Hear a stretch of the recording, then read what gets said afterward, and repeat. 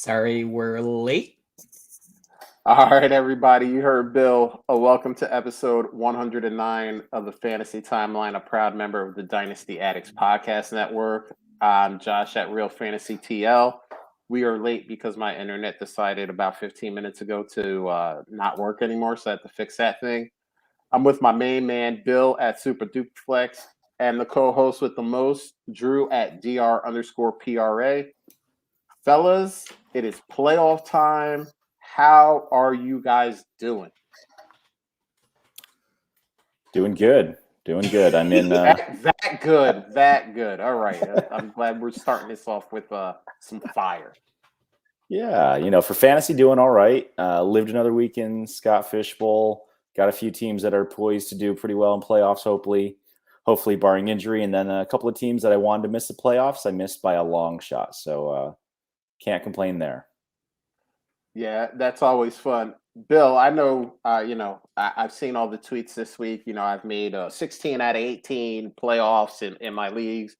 Bill is like 35 for 35. He don't miss. He 13 always to hits 19. the X. 13 to 19. Yeah. I feel like that's a very high percentage. I don't do six math. buys. So Six buys. Look at this, a humble brag. Six. No, buys. not humble. No, I mean, I think like you should have a pretty I'm not sounding like a jerk here, but like I think you should have a decently high percentage of making the playoffs if you're on the ball and making moves and everything. Like just because there's usually a few teams tanking every year, so like the percentage that you should make the playoffs at least should be like higher than the percentage, like 50%, I think, but maybe I'm wrong. And I agree with that to a point. It depends where your teams are too. It depends on where your teams are. Are you a person that takes over a lot of orphans and are maybe rebuilding? True. Yeah. There's a lot of stuff going on. I mean, I know for myself, I have the fatal flaw of always trying to win no matter what. And there are a couple leagues. Superflex Army 2 is one of them, where I was like a game out of the playoffs, and I probably should have just blown up the team and kind of started the rebuild. And my pride doesn't allow me to do that. It's something I have to get better at as a fantasy player, analyzing that and realizing, hey, the seventh pick in a 14-team league or the eighth pick in a, it doesn't matter. Those are actually the worst places to be because you're kind of in the middle. And so I have a few leagues like that where I'm like, man, I should have blown this thing up a lot sooner. I should have realized that the team isn't ready to compete yet. But hey, listen, I'll be playing next year. So hopefully, one more year, a little wiser, a little smarter, learning something every day. But no, man, I mean, that's why I podcast with you guys, because you guys bring up the team average. I'm in the 8 hole. I'm just, swinging away, hoping to make some contact. But luckily, Scott Fishbowl, I did well and got a bye, so I didn't have to worry about the way my team blew up this week. It didn't hurt me at all. So hopefully, I get JT back. Hopefully, Dak and Kirk Cousins can learn from the errors of their way and do their thing. So. Yeah, let's do this thing, man. Let's talk about the eliminator before we do anything else. We do our shout outs every week.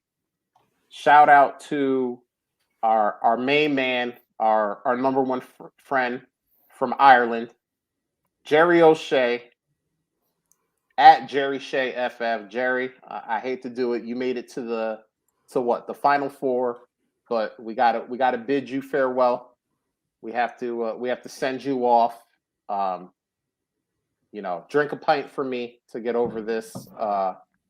And we're moving on. We got 3 left. These eliminators are amazing, man. Bill and I are in the final 3 of Andrew Hall. Shout out to our dad brother, Andrew Hall, and his eliminator. And when I first looked at it at MFL, I thought I got eliminated this week. And I said, hey, I made it to the Final Four. That's great. And then once I actually sorted it by this week's standings, I said, Oh my goodness, I made it. So final three is even better. Bill is there with me. I made the I made the comment in that chat that Bill will win this thing because he's better at fantasy than I am. So but we're in the final three. It would be funny if we made it to the final two and it was head to head between because Andrew made the initial comment that it looks like the fantasy timeline is poised to win this thing because we had 2 out of the 4 competitors. Now we got 2 out of the 3 competitors. I'll just withdraw like when I get to the final. No, you'll just like buy I'll just out- like bow out. unlink the account and everything. And actually, Drew and I are in Junkies, and it's me, Drew, and Larry Monkey. So so that's kind of cool that I'm in both in a final with each of my co-hosts. Now that's awesome. I didn't know about that because I am not in the Junkies one, but I had no idea until Bill said something 2 days ago. I already removed it from my app because I thought I was out like 2 months ago. that's funny. No, sir. But hey, the fantasy timeline representing, I love it. So, Bill and I were booted a very long time ago out of our own eliminator, but that doesn't really matter. It's always a lot of fun. The chat is always a lot of fun. The draft is always a lot of fun. So we like doing that stuff. So all right, we got that out of the way. Let's do it, man. Let's do good, bad, and ugly. The final regular season fantasy week of the good, bad, and ugly. Now we're going to be doing the playoffs soon. Bill, why don't you start us off, man? Who's your good?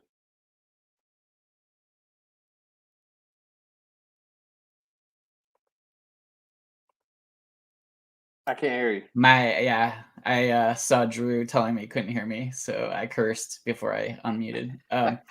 So my good is George Kittle because I love the player and his performance this week. He 15 targets, 13 catches, 151 yards and a touchdown, and he is playing like George Kittle. Like he looks like healthy George Kittle, and he is the go-to guy now, and he is just trucking people. Like he has become the wrestler again, like he is the personality, everything like that. And it was just, he's probably one of my favorite people to watch just because of how he plays. And it's really cool. I mean, probably because I have way too many shares of his, it also makes me happy, but it's just cool to see one of the cool characters back playing the way we hope he will. So yeah, I mean,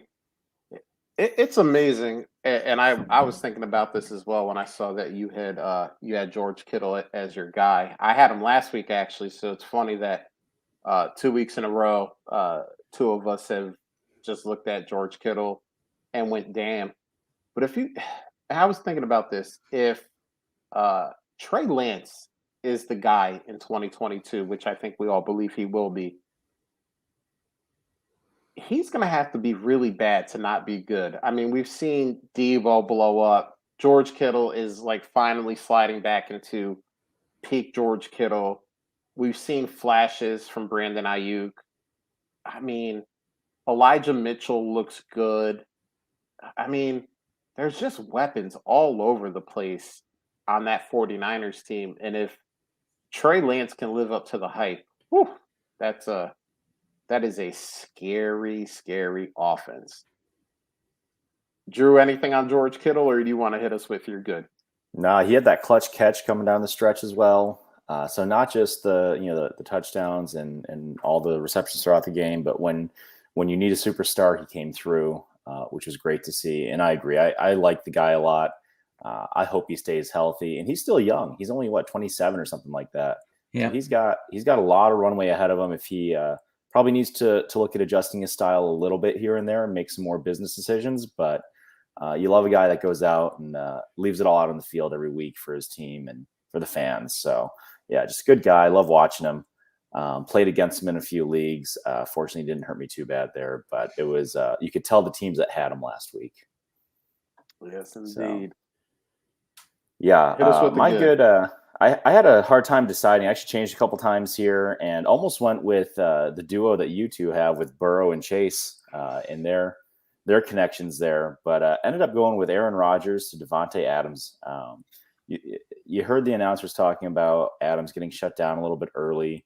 Robert Quinn comes up, and whether it was in jest or he was being serious, does the belt after he sacks Rodgers, and then Rodgers goes for 4 touchdowns and almost 300 yards afterwards. And 2 of them to Devontae Adams, who had double-digit catches. Just unreal, the connection that they have. It'll be sad if they're not together the next year. It'll be tough to see both of them. I imagine Rodgers will probably be in a better situation because he'll probably control his destiny a little bit more. But, they're just a special duo, and you saw them on the connection on the quick slant in the end zone, and then just some of that double move on the first touchdown was just beautiful to see those two just on the same page. So good to see vintage Rodgers to Adams. I don't know how many times we'll see it again or how many more times we'll see it, but hopefully some more. Yeah, I'm with you, man. I almost think they're going to be a package deal. I mean, if you're Devontae Adams, do you want to play with somebody else? Do you want to take that risk? I mean, I know he's going to get a lot of money no matter where he goes. He's too talented, but man, what if Aaron Rodgers goes to, let's just say, Carolina? DJ Moore, Devontae Adams.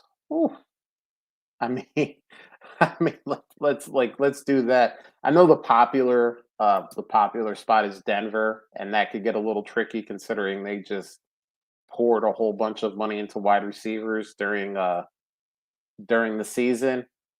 But I mean, there's a couple of spots that are going to need a QB, and I think Devontae Adams could fit into most of them pretty well. So I'm hoping they stay together because I want to see that for the next few years.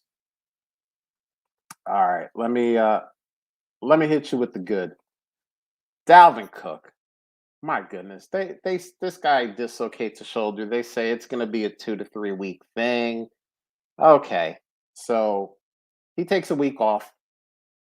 Then they put him in the harness, and he goes, "Hey man, it's cool. Put me in the harness." 27 rushes, 205 yards, 2 touchdowns. And then he goes, I'll get a reception for 17 yards just to put a little icing on the cake. I mean, I know they have Justin Jefferson, and even though Adam Thielen didn't play, Adam Thielen is a part of this team, and KJ Osborne has looked good in spots. But how do you just not go, all right, Dalvin, you're that dude. We're just gonna run you a bunch. We're gonna scheme you. We're gonna scheme holes for you. We're gonna do this thing. I mean, I don't know how he's not a triple digit yardage rusher every week. I don't get it. He's just so damn talented, and he can catch the ball. He only had 1 reception in this game, but he can catch the ball too. So, um, I have a feeling that Mike Zimmer is not going to be the head coach in Minnesota next year, especially if they miss the playoffs, which I mean, that 7th seed in the NFC could be taken by like 6 different teams. So there's actually probably a good shot they don't make the playoffs. And there's just too much talent. And Dalvin Cook is maybe the most talented person on that team. And yes, I know Justin Jefferson plays for the Vikings. Are you nodding your head, Drew, because I'm wrong about Dalvin Cook's talent, or are you just nodding because of his greatness? No, he definitely surprised a lot of people. It was funny to watch Twitter Thursday night to see everybody who was either celebrating that they left him in and took the risk, or the people that were lamenting that they didn't. And it's so hard sometimes because you have the start your studs crowd, or you have a handful of guys that if they're active, you're always starting them. But just another lesson: if you have a talent like that, you got to go with it. Yeah, and it's funny. I traded Dalvin after the shoulder injury in one league because playing for playoff ranking and trying to get a bye, and thought he was going to be out at least 2 weeks. And I actually played the person this week that I traded him to, And I go, oh man, I said he started him. And then I pull up the scoreboard. He left him firmly on the bench, and I just started fist pumping. Man, I was like, "Let's go!" I was like, You lucky I've dog. never been so happy to see a guy sitting on the bench in my life. I was fist pumping. Um, because I mean that could have put a real damper on playoff plans and playoff seeding and all that fun stuff. But yeah, I mean it was one of the two, and you were either real happy or real upset.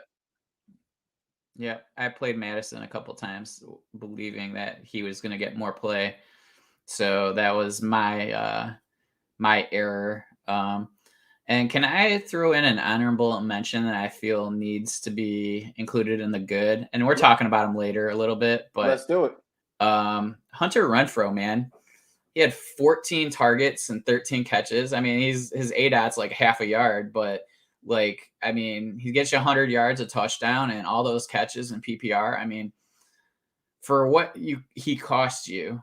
And, you know, like I listened to a decent amount of podcasts, not as many as Josh here, but a decent amount. And, you know, there was one particular one that they kept pushing add Hunter Renfrow, you know, and like, then I heard another podcast just recently talking about, and that was like in the summer, but somebody was comparing him to maybe being the next, like kind of Jarvis Landry, you know, like where he's just that guy. He's going to be open, you know, he's like kind of an extension of the running game. And just, I mean, once they lost everybody, it's like, okay, let's, you know, look shorter down the field and find the guy that's open. And it seems to be him all the time. And he catches most things. So pretty impressive from a walk-on in college to like doing this, you know? So just wanted to kind of bring him up because I feel like if anybody deserves it, it's probably him.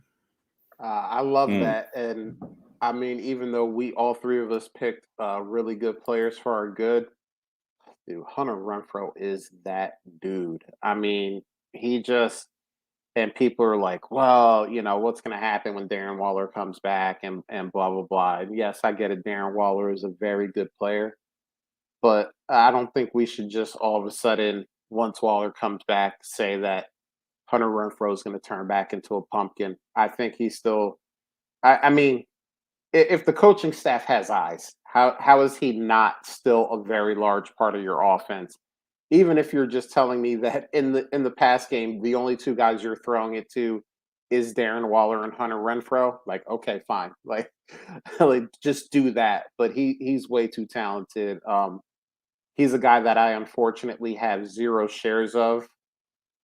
Any startups that I do next year, I'm probably going to have some Hunter Renfrow on those teams because I just like the way he plays the game. And unfortunately, you know, this year we talked about a lot of other guys. You know, we talked about Henry Ruggs, you know, before the season started, and obviously that whole thing happened. And we talked about Darren Waller, and we talked about Josh Jacobs and Kenyon Drake, and kind of like his entire career has been, we've kind of just left Hunter Renfrow to the side, and he's showing us now you can't leave him to the side no more. He's a major player in this league. And I'm looking at his, you know, just the wide receiver stats for the year up through now, and I sorted it by points per game. He only has 2 games under 10 this season. So it's not like he's just, you know, doing it after they lost players. And he's the 17th ranked wide receiver. So you're getting a mid wide receiver 2 for nothing, essentially, you know, during startups or trades or whatever. Like, and I think you can probably still get him cheaper than you should, or probably this offseason you'll probably be able to as well. Maybe not right now because of the situation, but he might be a guy where like he's probably going to be one of those perennially undervalued players, you know. So might be worth adding a few shares of him onto your rosters. Like Jarvis Landry. Exactly. You made the comparison, and it's apt in this situation too, because Jarvis Landry was a guy forever that you were like, but I feel like this other guy is better than Jarvis Landry. And then Jarvis Landry was like wide receiver 15 every year. And everyone was like shocked by it, even though he did it every year. And just to bring a little bit more context, Bill, to what you were saying, I think over the last 5 weeks, he's like wide receiver like 4 or 5, something like that. So, I mean, yeah, on the basis of the season, he's wide receiver 17. But like, even if we just take it to, this chunk of the season that we're in right now, he's like he's a high wide receiver 1. So that, I mean, that just shows what he can do if he is put into the game plan and used the right way. Yeah, All right. He's only got 5 touchdowns on the whole season, so it is a consistent floor for him. Yeah. I mean, I think during this like big stretch that he's had over the last 4 weeks or so, I think he only has 1 touchdown. It's crazy that we see his point totals and we go, oh, well, it's got to be touchdown dependent. It's not. He doesn't have to get into the end zone. In a PPR league, he's going to score you double-digit points probably just with receptions. Forget the yardage. I mean, Bill, you mentioned earlier his ADOT is like, 0.3, but just on receptions, he gets you to double digits, and then whatever yardage comes is the sprinkles, and then the touchdowns are the cherry. So he's amazing. I love that you brought him up. I think that's an awesome honorable mention, and I feel like I'm disrespecting him by saying honorable mention, but all 3 of us had great goods. So unfortunately, our faces are going to turn down a little bit because now we got to go into the bad. Antonio Gibson, 10 rushes for 36 yards, 2 receptions for 5 yards, and of course, on top of all of that doo-doo, he throws a fumble in there just to knock a couple of the very few points he had in the beginning. Bill, I don't know who has him in the OG league, but we probably shouldn't even talk about it. We'll just move on. Whoever has him, thank goodness the rest of their team is elite. But yeah, I mean, was it just the fact that I want to ask you guys this because I want your opinions because I don't know. Is it just the fact that the Dallas defense just kind of dominated that game that took Antonio Gibson out of it, or did we get a nice little streak and now we're kind of going back to like this weird Antonio Gibson usage again? How early did McLaurin get hurt in this game? Because I'm thinking without him there, you've got the ability for Dallas to just kind of key in on that. Because I would have expected with the box score that Gibson would have at least gotten a few more catches and maybe some PPR points for us that way. But, once McLaurin's gone, you don't have Logan Thomas anymore. Gibson's about it. And Heineke's not that guy that's going to make you still keep decent coverage behind your front 7. So I think it was just too easy to key in on Gibson, limit him, and then Dallas just kept rolling. So I think there are a couple of pieces that fed into him being real limited. So if somebody's ready to bail because of this week, sure, I'll take him. Yeah, he got hurt right after halftime. It was like very early in the third quarter when he got hurt. So, and it just looked bad. I mean, I was watching that game, and it just the way he landed, I just like, oh man, I hope he gets up, and then kind of got up, and he didn't look good, and it was not good. So, yeah, I'm hoping it was just more a product of Dallas's defense was rolling in that game than like Washington is going to go back, and I think I'm blanking on his name, the second string running back in Washington, McKissick. Yes, I think he's coming back this week, so it'll be interesting to see what happens with that as well. But that was my bad, unfortunately. Drew, why don't you hit us with your bad? Yeah, my bad and my ugly are probably interchangeable here. So I settled in, a guy that totally dropped off this week, 0 points. Jonathan Taylor, we've had in our good. I'm just kidding. It's we got Foster Monroe, who a lot of people were banking on this week.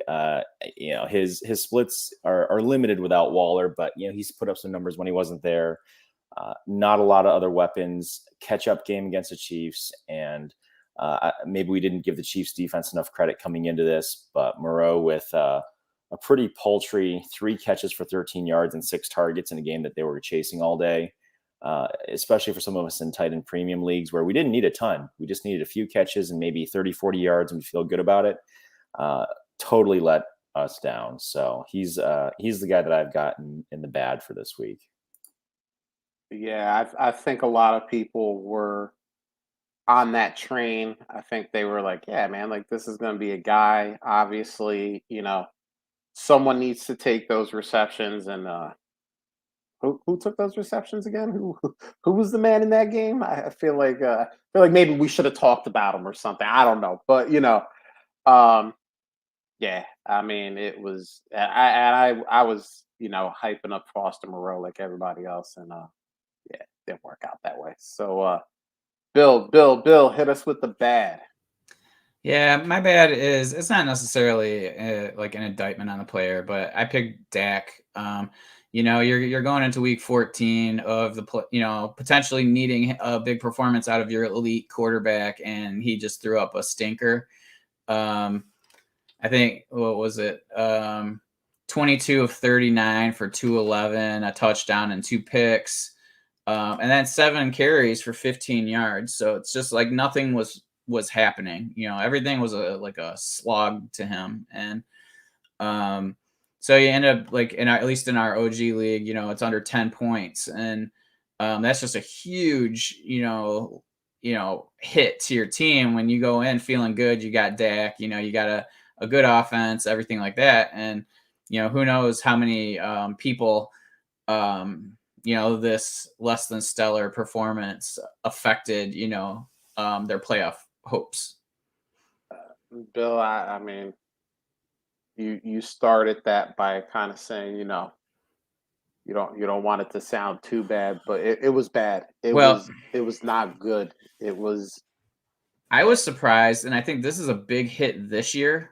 Is he has 106 yards rushing, and I get it. Like, I mean, his ankle was twisted, but like we have this expectation, or at least previously, of 300 ish rushing yards, and I think that really has hurt him this year. I don't know where he is in the QB points per game or anything, but Josh, you definitely had a clearer picture of his performance. Was it him or was it just the It was offense? him. It was him, and this has not been segregated to just this week. I mean, he always seems to be okay for you in fantasy, but in reality, there's just something, and I don't know if Dak is just kind of taking a little bit easier because the defense has been so dominant. So he doesn't feel like he needs to put that all on his shoulders to lead the team to victory. I honestly don't know. A lot of people brought up that he hasn't looked the same since the calf injury that took him out right around midseason when we saw the Cooper Rush game. And he hasn't looked the same since. I mean, the offense, we can go back in time a little bit. Obviously they lost to Denver. They scored, I think, 14 very late points when it was just a dominant blowout by Denver. I mean, we can look at the Atlanta game and say, well, they scored 43 in that game, but that's Atlanta. That's not, we're a team that's 9-4 and is going to host at least one home game. Beating Atlanta by a bunch isn't really the kind of games that you're like, hey, this is what our offense should stake its claim to. And honestly, if it wasn't for the defense against Washington, they would have lost that game. They put up some points against Las Vegas on Thanksgiving, but they didn't look good in that game either. So for the better part of almost a month and a half, they haven't looked good on offense, save maybe one and a half performances. But yeah, it's concerning. I'm hoping that Kellen Moore gets in the lab and figures out either a way to motivate Dak if it's a motivation issue, or figure out a way to get him going if he's still dealing with some of the stuff with his calf, because it's not been good for a long time, and it worries me because that defense has proven this year that it can be elite. I mean, we've seen it in multiple games where they're just crazy and they can score enough points on their own to win a game. But once you get into the playoffs, you can't have an offense doing what they're doing right now and just rely solely on a defense to win you games.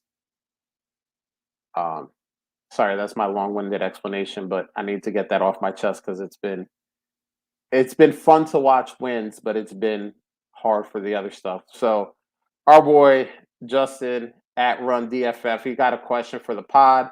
If league bylaws have two different tiebreakers and each tiebreakers would result in a different playoff bracket, how would you choose which tiebreaker to use?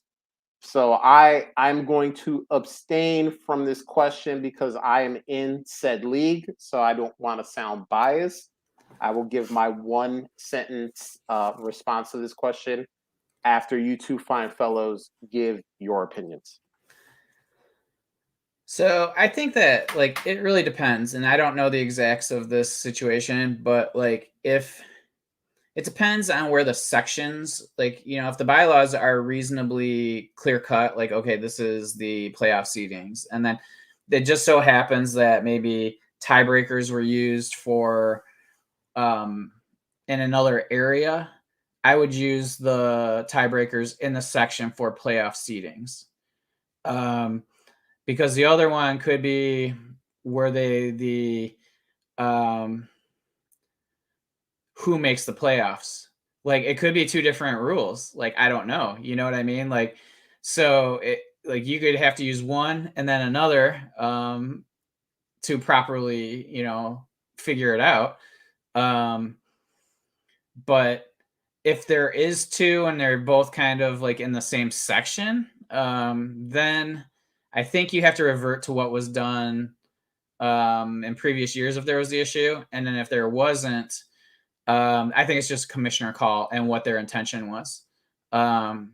Like as a commissioner, if I've screwed up and it's very likely I had an issue where I was copy and pasting things from like when I was updating bylaws based on 17 weeks of fantasy football this year. And I copied something that wasn't, it didn't pertain to the leagues I was copying it to. And it was about seedings, actually. It was about who made the playoffs. And so I just said, well, that wasn't the intent. We're going to revert back to last year, what it was, and move on. But it sounds like this was just one that's never it's never been needed before, and so Correct. If that's the case, I think you just leave it up to the commission what their intent is, and just call it a day. Long-winded answer to get to that. No, I like it because you brought a lot of good points. Drew, what do you think about this one? Just to be clear, I'm a doctor, not a lawyer, so I'll do my best here to decipher what we've got going on. But I'm simple, where I think at the end of the day, you can only put in a certain order of tiebreakers on whatever platform you're using. So I think the commissioner at some point had to put those together. So that's where I would go first, is what's on the platform that you're using? What does that show in the league settings? But to Bill's point, hopefully the commissioner has a best interest clause where they get to just step in and say, this is what it was supposed to be. This is what we maybe agreed to when we started this thing up, and get, set your precedent now. The worst thing is to go back and forth and waffle. So I think here you just got to be decisive, make your call, live with it. If you hurt some feelings, you hurt some feelings. But that way you know what you're doing in the future, and then clean up your bylaws and learn from it for next time. Yeah. Justin and I are both in this league. Justin has a first round bye. So to him, it does not matter what the other seeds turn into, because there's no way he cannot be the 2 seed and get that bye. I said this in the chat because there was a lot of back and forth. There was a lot of, whatever.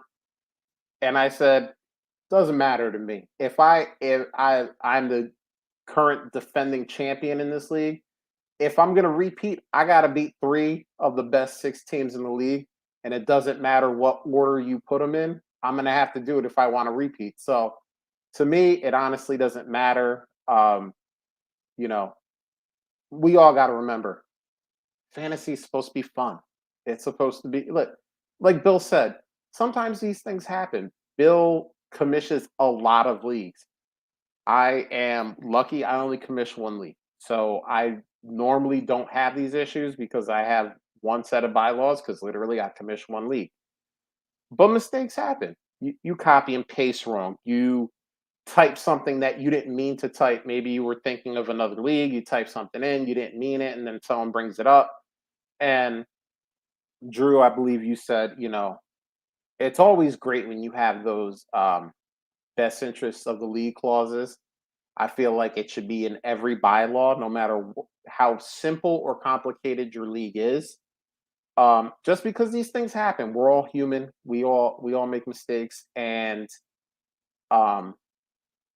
it's just good for a commissioner to say, "Hey, I messed this up. I apologize. This is the way it's supposed to be, and we're gonna go." And honestly, what all you guys brought up a lot of really good points. If none of that works, just say we're going to go based off of the standings that the platform has put up. So if 6 teams make the playoffs, team 1 and 2 in the standings, you get your bye. Number 3 plays number 6. Number 4 plays number 5. I don't care how the platform arranged it, whether it's total record and then points and whatever, head to head, whatever it is.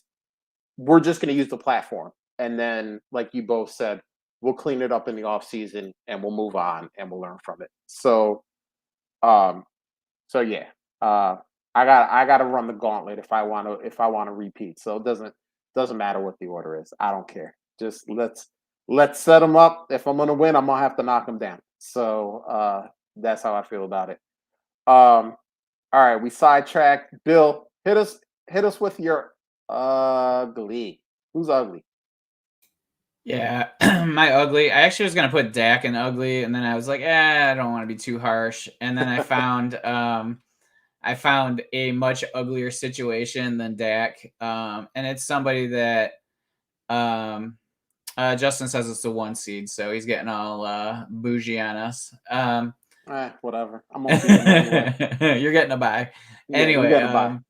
So I went with Cortland Sutton. I mean, it just seems like, Jerry Jeudy comes back, it just seems like Teddy doesn't want to throw the ball down the field. And it's just really hurting, there's no upside right now for Cortland Sutton. He had 1 catch for 9 yards with 2 targets. And so at least one of his passes was 9 yards or less. And so that's a little bit of a concern. And he has had, I think it was 5 games in a row of less than 30 yards and 6 games in a row of 2 or less receptions. So, that is you can't even think about playing him. And for a guy who, who flashed and made difficult receptions, he was making some incredible receptions the first couple of years of his career. And it's sad to see where he is now. They really need to get a quarterback that's going to look further down the field, but at the same time, there's a lot of other targets that maybe get open, and quarterbacks feel more comfortable throwing it to them, closer to the line of scrimmage. So, they are totally just a trying to be an efficient offense and not go for any big plays, and it's that's not going to be good for Cortland Sutton. So ugly. I'm with you on that. That whole receiving core minus some flashes from Tim Patrick has been ugly this season. So, all right, Drew, hit us with yours. Who was ugly this week? Yeah, just to kind of add on to Sutton, for a guy that got paid too, right? All 3 of these guys got paid. You expect a little bit more, but I will say on the Cortland Sutton side, to see the opening game, the first play, that was pretty classy. He was the one that stayed out when they did the first snap in memory of Demaryius Thomas there. So kudos to you, Broncos. Kudos to you, Lions, for being classy, declining the penalty, and giving the respect that was due there to a guy that should be in the Hall of Fame. So my ugly was Darnell Mooney, guy that I like a lot. Got him in a couple leagues. 5 targets, 1 catch, 19 yards. So got you a couple of points depending on your format. But again, for a game where it was back and forth and they needed the points, they needed the yards, did not come up with what I think a lot of us were hoping or expecting him to do in this game. So I don't know if that's more of an issue with Justin Fields. I saw one completion that went his direction, just tough catch he couldn't get a hold of. But yeah, good thing I didn't need him in the leagues that I've got him. But this week, I'll be thinking about the end of my wide receiver list here of who's going to be starting, and he'll make the decision a little bit tougher after last week. Yeah, I mean, he had a few big flashy games, and then all of a sudden we kind of got on board, and he went back to he turned himself back into a pumpkin. So my ugly is Urban Meyer. That man still has a job. I don't get it. Obviously the big Tom Pelissero article came out about, like, he pissed off Marvin Jones. Do you know how hard that is? Like, you pissed off Marvin Jones to the point where Marvin Jones was ready to leave. And Bill, no disrespect here, but he played a lot of years in Detroit, and you never heard that from – you never heard, oh, Marvin Jones is pissed off, he wants to leave. With Matt Patricia. Good point. With Matt Patricia, I wanted to punch Matt Patricia, and I wasn't even in the building. So Marvin Jones is a dude you never hear out. Marvin Jones is a diva. He's a complainer. And he was ready to walk out on paychecks because Urban Meyer is so bad. That's what really got me. I mean, all the other stuff is bad as well. But I'm like, you pissed off Marvin Jones? That's like pissing off a priest. Like, it doesn't happen. And you pissed off Marvin Jones. I was like, okay. I don't know what's going to happen in that situation. Obviously, he's going to be the coach for the rest of the year. I don't know what 2022 holds, but you have, we all said it. All three of us said it during the pre-draft rookie process. Trevor Lawrence is the best QB prospect since Luck or since Peyton Manning, whatever. And like, you've already ruined the first year of his career. Like, that's wasted, whatever. Are you going to make it 2? If you're Shad Khan, you're going to waste 2 years of this guy's career? Because I can't believe Urban Meyer all of a sudden figures it out, and all of a sudden he's a good coach, that is good to players, that is getting the most out of his players. So I don't know, but that's my ugly. That's a whole ugly situation in Jacksonville, and I hope for Trevor Lawrence's sake it changes, which is another reason why, Drew, you're gonna lose that bet if you take T-Law, because if Urban Meyer's there, you can call it a loss on the spot. Tua can have me as his head coach, and he's still gonna do better. So, but yeah, that's my ugly, and I pray for Jaguars and their fans every day. I hope it gets better out there. All right. Good, bad, and ugly. Let's hit the timeline. Let's see what is going on in these streets. First one is from Matthew Seward at Matt2Frosty. He said he made another dynasty trade. Trades are always a good thing. He said, I'm a rebuilder who doesn't want to roster running backs that are fragile. Then after running backs. Right, yeah. I was going to say, after this year, you don't want to roster a single running back. Okay, gotcha. He said, talk to me. We're gonna talk to you, Matt.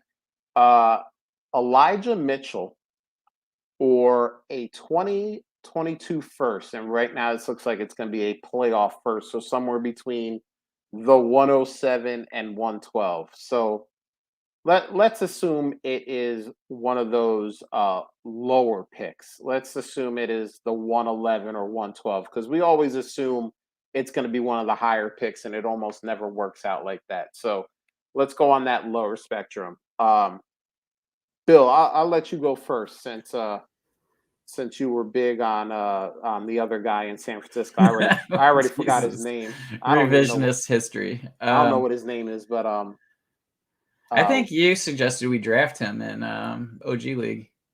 I mean, it was probably the 27th round at that point. I mean, can't imagine I would suggest that earlier. So, I mean, I think I'm snap accepting this regardless.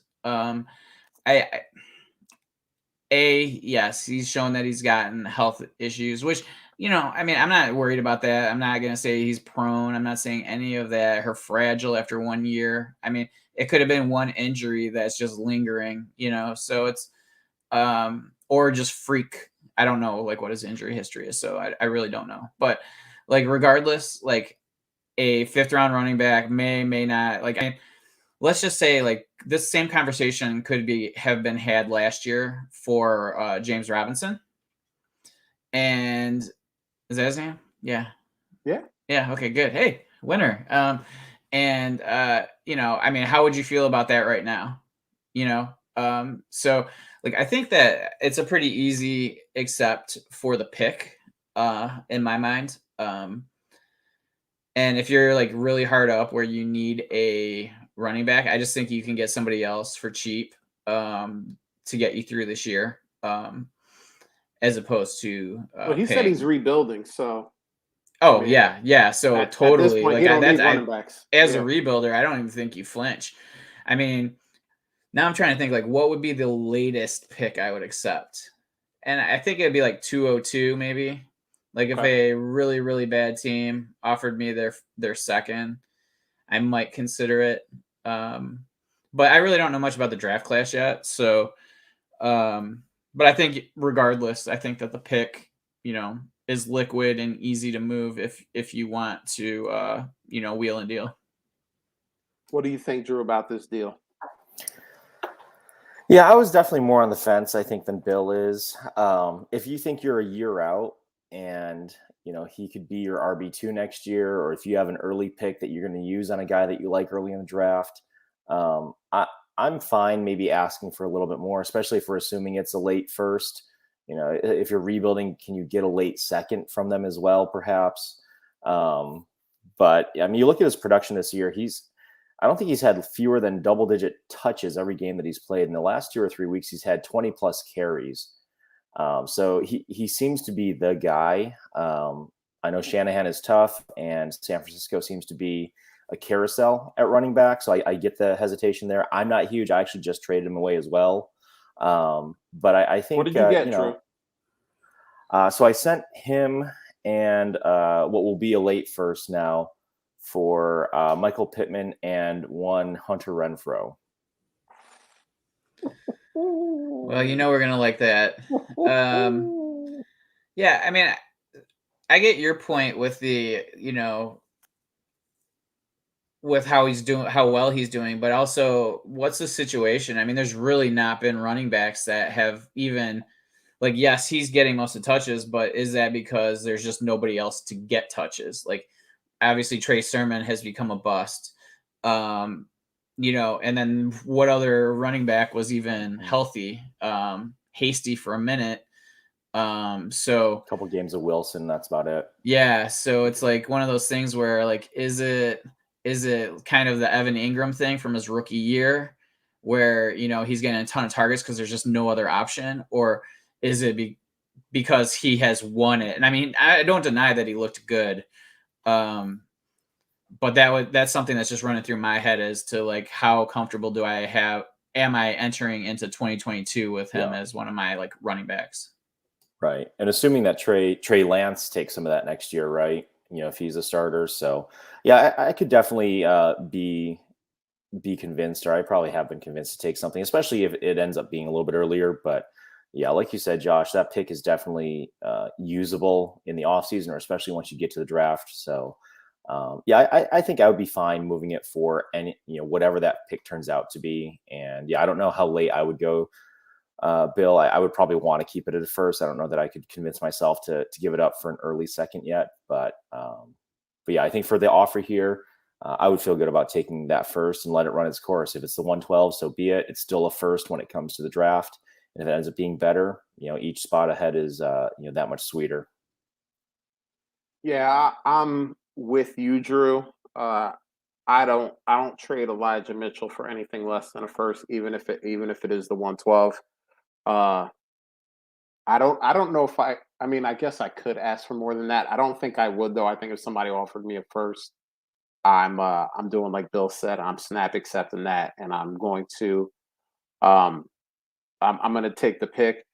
I will say I do think Elijah Mitchell is going to be the number one guy, but in San Francisco, that's kind of a fluid term because the number one guy isn't usually that bell cow 3 down, you know, guy. I mean, uh, man, I am doing bad with names today. The guy who started week 1 for San Francisco.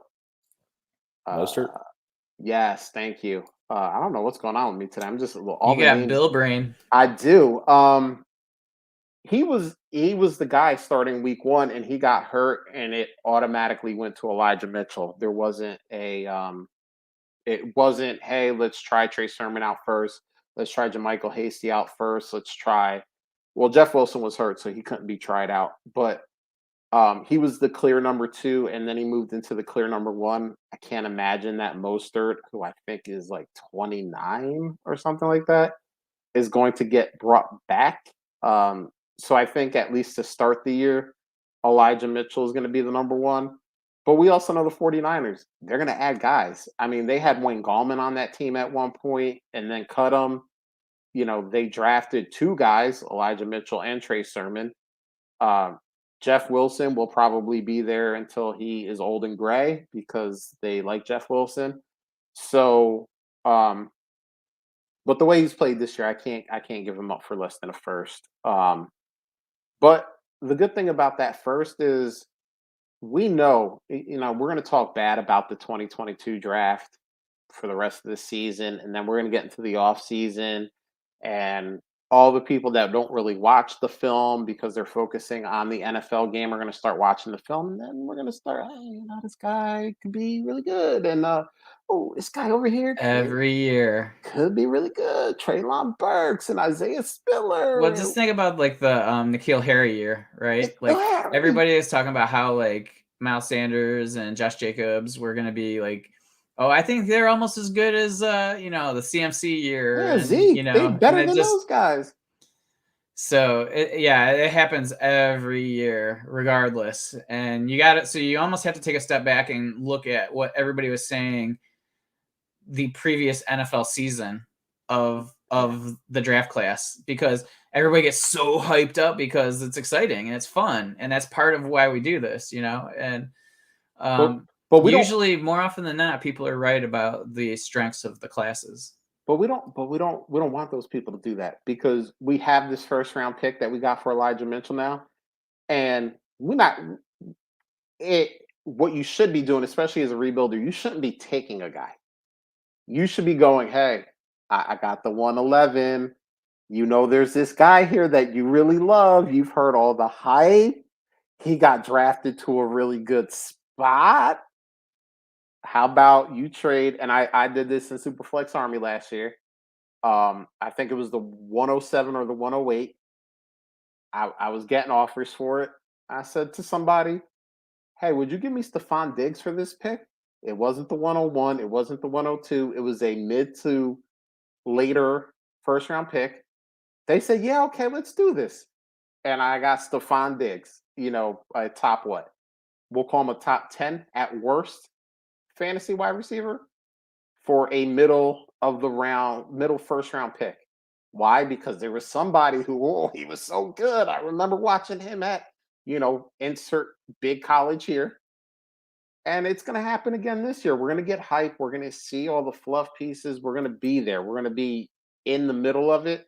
And that's when you trade that pick for a guy. Hey, and I think it's going to be a guy better than Elijah Mitchell at the end of the day. Like, I think even at the 111, I think if you go, I want to trade this pick for a guy, it's going to be better than Elijah Mitchell. So yeah, take that pick, hold it, let it just get that value, let people get lathered up, and then say, all right, I got this pick. What do you do you want Mark Andrews? I mean, Mark, he's not this guy over here who was, all SEC for 3 years. He's not that guy. Like, why don't we make a trade? And sometimes it works and sometimes it doesn't, but that's what I would be doing as a rebuilder. So, all right, man, let's hit this next one here. I like this question. This is a redraft question, but I love this question because we're in playoff season. We got to fight about everything. So this is from Nick Script at P2W Fantasy. He said, player A needs a running back, but is waiting until closer to game time for the move. Player B is playing player A, so this is a head-to-head between A and B. He wakes up on Sunday morning early, picks up and drops multiple running backs, so player A can't make a good move. Is that wrong, or is that strategy? I have very firm feelings about this. But Drew, why don't you hit us up? Why don't you hit us up first? Is it wrong or is it strategy? Man, if it lets you do it, you do it. There's a reason that you should go with Fab in your waivers for your league as opposed to a traditional waiver order. But if that's what you've chosen, that's what you've chosen. And that's one of the consequences of your choice is that is an option. Again, unless it's explicitly forbidden in your bylaws or something, but then good luck enforcing that. But gamesmanship, it's a game and it's a play to win. So I don't personally have a problem with it. If it happens, I'm probably not the person that's going to do that very often if I am in that kind of league. But at the end of the day, if it lets you do it and it's not explicitly a no-no in the bylaws, what are you going to do? What are you going to say? You're going to update things for next year is what's going to happen. What do you think, Bill? Yeah, I think that's not in the best interest of the league. So, like, as a commish, I would probably be like, this is some bullshit. I'm definitely not doing that. Like, I am very much a person that will, I'm going to try to be on the up and up as much as I can be. And I get it. Like, it might be gamesmanship. Not in my mind. I think that's just, I think it's kind of weak sauce a little bit. Like, I think that you're not winning based on your skills. You're just manipulating a potential setting. And so, like, as a commissioner, I would be like, yeah, that's not the full intention of this. So, like, either the setting really needs to be if you drop somebody off your waiver, they're immediately available. And that's an easy way. So then by all means, pick up 50 guys. But because when you drop them, they're going to be available to the next person. So it's got to be one or the other. Your settings cannot be where they freeze, but you also allow somebody to pick up and drop immediately, or you freeze it on the roster until the next week. And so those are, issues. I think me as a commissioner, I'd be like, yeah, this isn't right. And if you're mad, I don't really need you in my league anyway. So Bill is very, very much from a commissioner's point of view, very much for the fairness of the entire league. I'm with Drew though, man. If the platform allows you to do it, and there's nothing in bylaws that say you can't. Hey man, if I got to win the week to get into the playoffs, if I got to win the week to beat you in the first round of these playoffs, I'm gonna take every advantage that I can legally get. I'm not going to collude with anyone. I'm not going to do any of that wild stuff. But if the platform lets me do it, this was the whole Taysom Hill conversation from last year when he was a tight end on some form, but he was playing quarterback, and people were like, "You can't start him at tight end." Hey, there's a TE next to his name. The platform allows me to put him into that position. It's not my fault. Now, I will say the other reason why I feel no sympathy for player A, you waited until Sunday or Saturday night or whatever the case may be. You set yourself up for this possibility. Like, listen, I know there's a lot of thought process sometimes that goes behind, like, hey, I'm gonna wait till last minute. This guy is on the injury report, but he might play, so I'm gonna hold off on trying to grab somebody else. But you leave yourself open for something like this.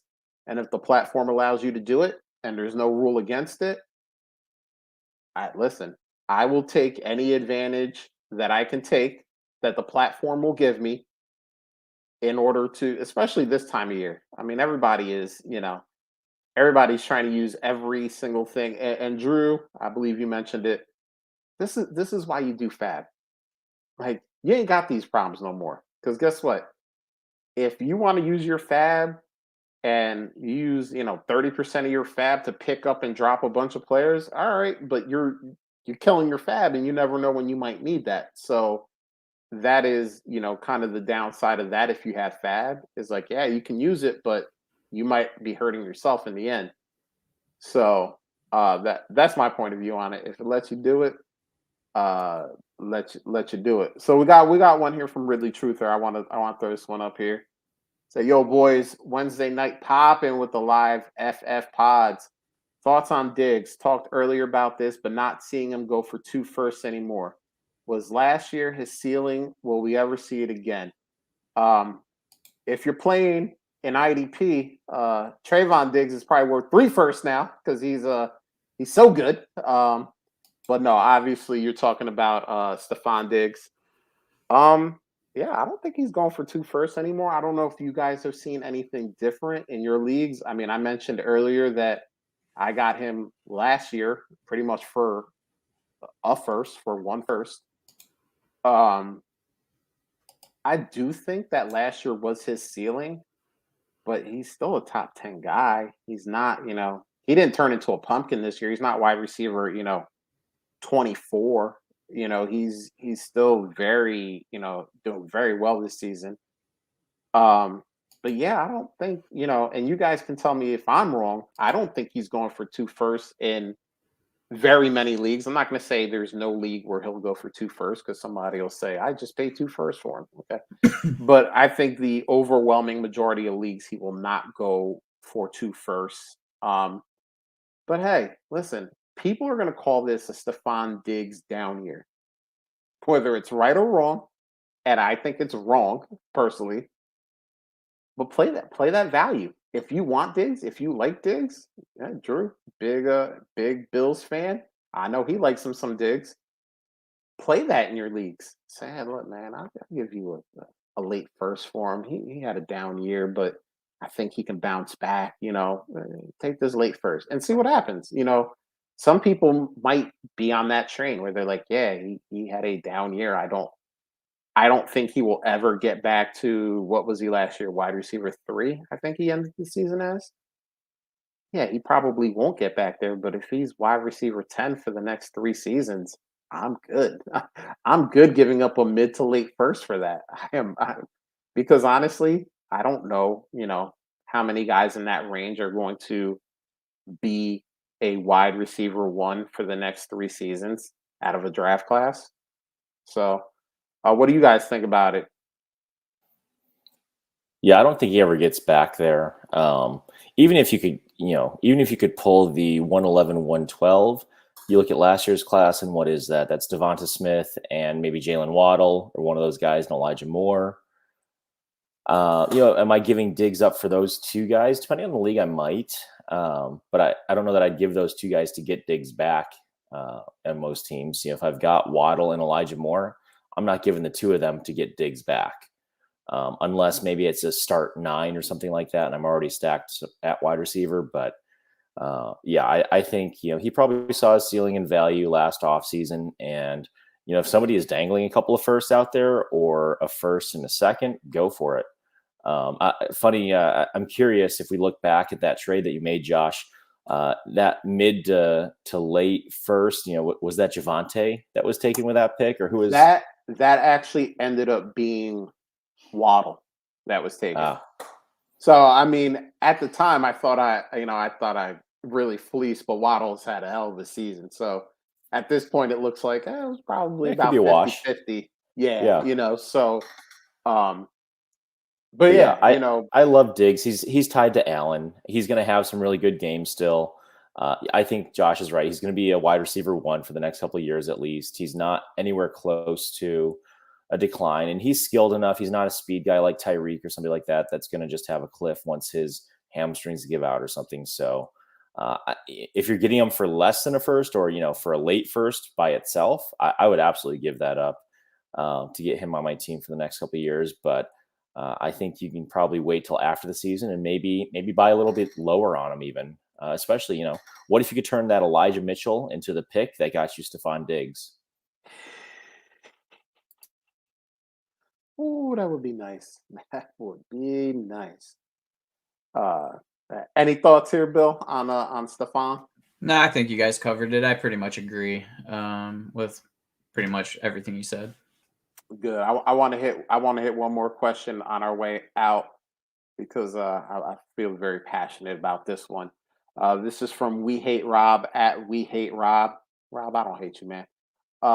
He said, we are 1 week away from people telling us that if we miss the playoffs to basically stop playing for the last 3 weeks. Don't add, drop, or hit the waivers. Save all the players for the playoff teams. Goofy. It's funny because a very prominent fantasy football guy came out and said, if you are not in the playoffs, don't touch waivers. And somebody brought up, hey, like Dynasty, he said, even in Dynasty, you shouldn't touch the waiver wire. And I was like, well, wait a minute. First of all, in Dynasty, you never know that guy you get off the waivers today could be a guy that you can trade for a second or a third tomorrow. I mean, Greg Reynolds.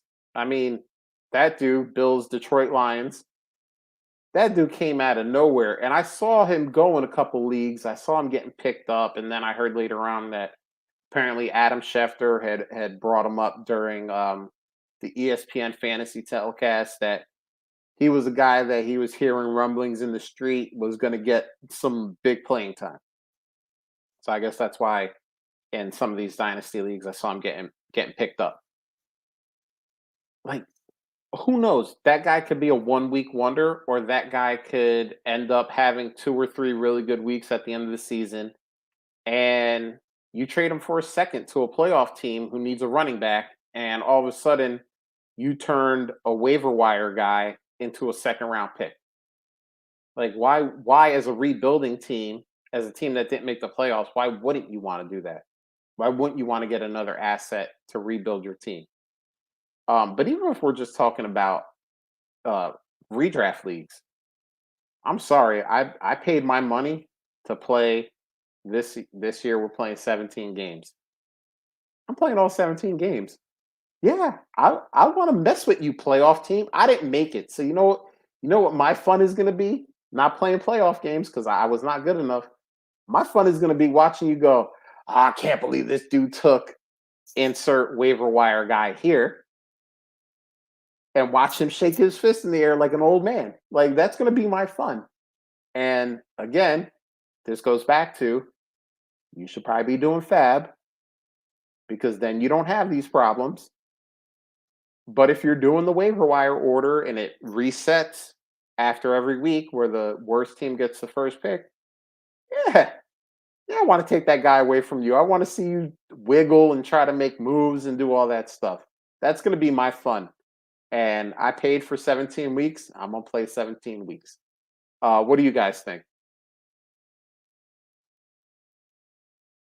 I don't really have a strong opinion. I'm okay with people messing around and screwing around. Dynasty, no doubt. I mean, that's ludicrous to even say that you think that like people should stop. That's embarrassing to be said, honestly. Keeper leagues, obviously you should be able to pick players up. Like, the only one I can see an argument for, and I don't feel it's a strong argument, is complete redraft.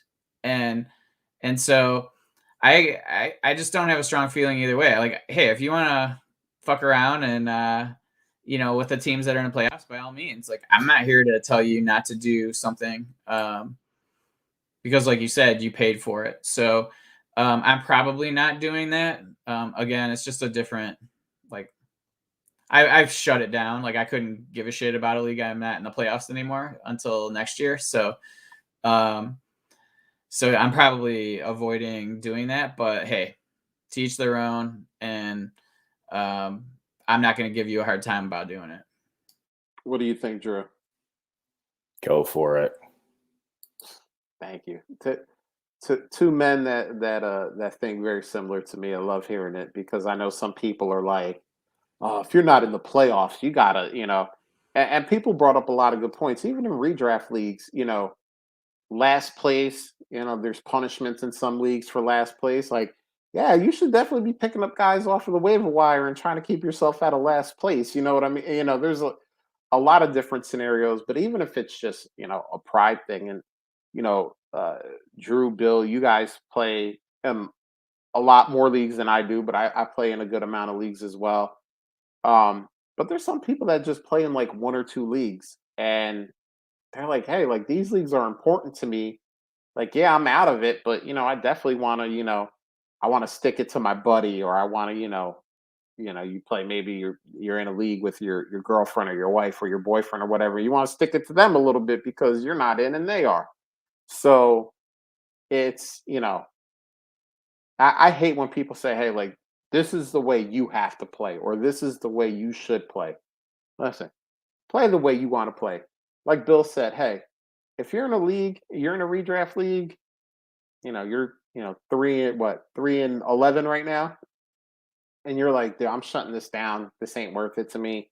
I've been out of the playoffs for a while. Shut it down, man. It's cool. Like, don't even worry about it. One less thing on your plate.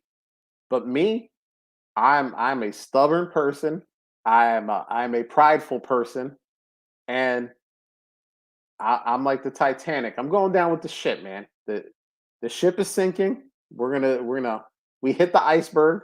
But I'm going down with it, and I'm gonna go down fighting. So, that's how I feel about that.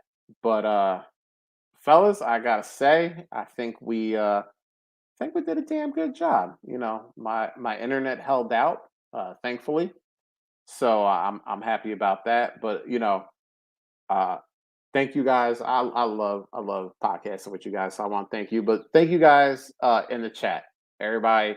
Justin was giving us some bylaw questions. Ridley Truther hit us with what about Stefan Diggs, which, by the way, Trayvon has 9 interceptions, and Stefan's highest reception total this year is 9. So it's a 9-9 tie right now between the Diggs brothers.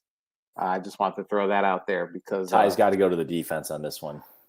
Ooh, Ty's got to go to the defense. I like that. But they're both so good. I can't believe two players like that come out of the same family. But I'm digressing now.